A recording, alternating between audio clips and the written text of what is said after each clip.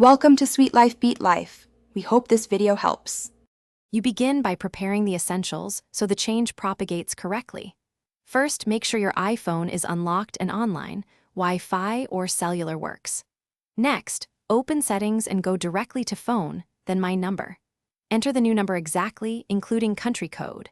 Do this now because accurate formatting avoids activation delays.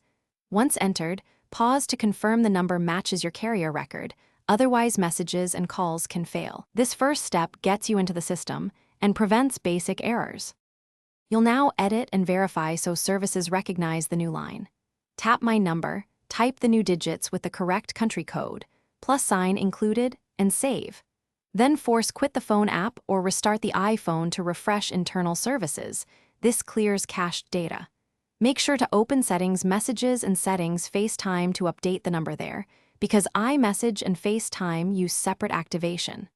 Once done, give the phone a minute to reach carrier servers, so texting and calling can resume normally.